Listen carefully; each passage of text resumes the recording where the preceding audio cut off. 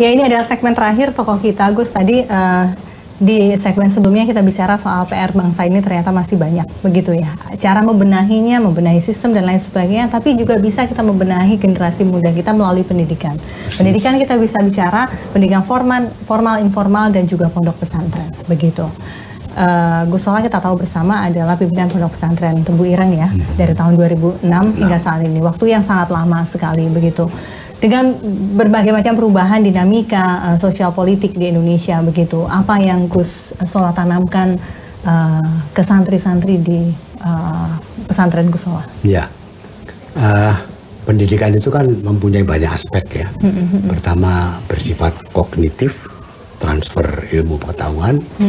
Yang kedua bersifat afektif, membentuk diri si anak didik. Yang ketiga psikomotorik ya. Nah, ini kita selama ini lebih kepada yang kognitif. Itu pun di dalam dunia pendidikan sejagat ini kita jauh. Di ASEAN aja kita di bawah. Thailand, Malaysia, apalagi Singapura. Sudah jauh, sekarang tercabik-cabik lagi dengan masalah yaitu tadi intoleransi, begitu perpecahan antar umat beragama. Bagaimana lalu kemudian muncul juga sekarang ada pesantren yang dibilang modern versus pesantren garis keras, begitu. Ya. Bagaimana Gus Solah memandang ini? Ya, secara garis besar pesantren itu ada yang salaf ya. Jadi dia hanya mengajarkan ilmu keagamaan. Tapi ada yang juga mengajarkan ilmu-ilmu yang lain ya. Nah, di Tebu Ireng ada memang madrasah yang hanya mengajarkan ilmu agama. Namanya Mu'alimin, 6 tahun tamat dari SD. Kemudian dari situ dia masuk ke Ma'had Ali setingkat universitas. Tapi yang lain ya ilmu dua-duanya. Ilmu di luar agama maupun ilmu agama. Gitu. Nah, ada pesan yang banyak seperti itu sekarang. Ada juga pesantren-pesantren yang berbeda. Saya ada yang banyak kita kenal kan Ngeruki ya.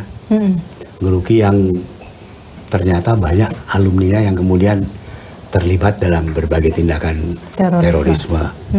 Saya ketemu dengan seorang yang pernah masuk ke Ngeruki. Dia tinggal beberapa lama untuk ingin mengetahui apakah ada kekerasan. Tidak ada. Jadi nggak bisa ditutup gitu. Tapi beberapa bulan lalu saya ketemu dengan seorang mahasiswa dari UII Jogja yang dulu mondok di Ngeruki. Nah, di Ngeruki itu tidak diajarkan cinta nasionalis kebangsaan seperti pesantren lain, misalkan Tebu Ireng. Tebu Ireng itu tahun 38 sudah diajari nyanyi Indonesia Raya. Tahun 38. Kiai Hasim kan mengatakan hubul waton minal iman. Nah, di Ngeruki tidak. Dan tidak hanya di Ngeruki, mungkin ada, saya nggak tahu jumlahnya ya, mungkin beberapa puluh yang tidak memberikan pelajaran lagu Indonesia Raya, tidak boleh menghormat bendera, ada itu. Dan si tadi kawan yang dari UI itu menganggap bahwa pendidikan semacam itulah yang kemudian dengan menjadi mudah cikal bakal begitu ya. Dia dicekoki oleh hal-hal yang bersifat kekerasan menjurus ke terorisme. Nah, dia menyadari itu dan kemudian dia berubah. Dia bilang, tapi kan saya kan perkecualian, dia bilang. Saya sadar, kawan-kawan yang lain mungkin tidak sadar. Gitu. Untuk pesantren-pesantren semacam ini begitu, haruskah kemudian kita menutup diri, memusuhi mereka?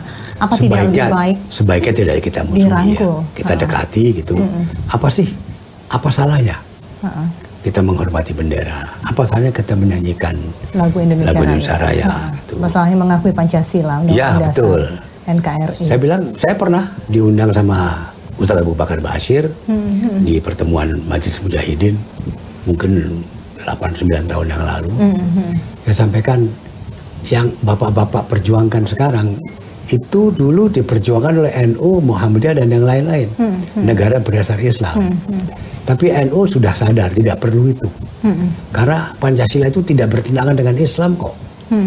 Pancasila itu sesuai dengan Islam.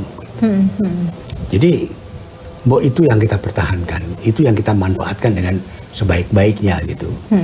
Hizbut Tahrir kan mengatakan negara berdasar Pancasila ternyata tidak memberikan apa yang kita harapkan. Cita-cita proklamasi tidak terwujud. Rakyat yang miskin masih banyak. Ekonomi kita dikuasai sumber dayanya oleh pihak luar negeri gitu kan. Nah, pertanyaan saya, apakah itu karena dasarnya Pancasila? Kan tidak. Dasar Pancasila itu bagus. Yang tidak bagus itu hanya ada dalam ucapan, ada dalam pidato, ada dalam tulisan, tapi tidak sepenuhnya dilaksanakan di dalam kehidupan sehari-hari gitu. Nah itu sekarang kita ada UKP PIP ya, yang titik beratnya nantinya bagaimana memunculkan keteladanan dari tokoh-tokoh dalam menerapkan Pancasila, dalam membumikan Pancasila. Nah ini saya pikir sebuah peluang yang baik. Jadi arahnya sudah benar begitu ya? Betul, betul. Nah tadi saya bilang kan agama itu ditransfer kognitif, tapi apakah kemudian agama itu membekas di dalam diri si anak? Kan tidak, iya kan?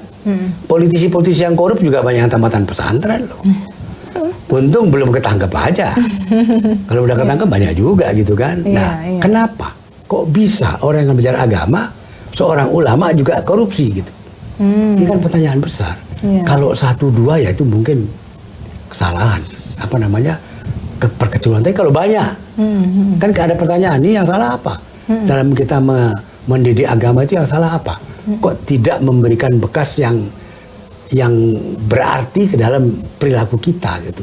Survei LSI kemarin mengatakan keberagamaan di dalam ibadah ritual ternyata tidak berdampak terhadap Anas. Iya, tidak. Iya. Ini kan masalah besar gitu. Iya. Kenapa kok negara seperti Denmark yang 80% tidak percaya sama Tuhan kok lebih baik, lebih jujur gitu. Korupsinya lebih sedikit. Ini kan anomali gitu. Betul, kan. Iya. Ini menurut saya PR kita yang PR kita juga begitu ya. Iya. Gus Solah, penilaian Anda sebagai tokoh nasional terhadap pemerintahan saat ini di bawah Jokowi JK? Tentu ada plus, ada minus ya. Ada plus, ada minus. Infrastruktur bagus sekali, luar biasa.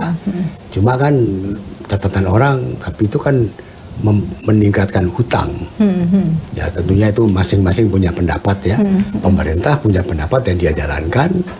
Kita lihat aja bagaimana ke depannya. Tapi belum banyak juga perubahan-perubahan di dalam ekonomi gitu kan. Belum kelihatan, bahkan sekarang ekonomi menurun gitu. Mulai tahun 2004 zamannya Pak SBY sampai sekarang anggaran pendidikan itu naiknya tinggi sekali.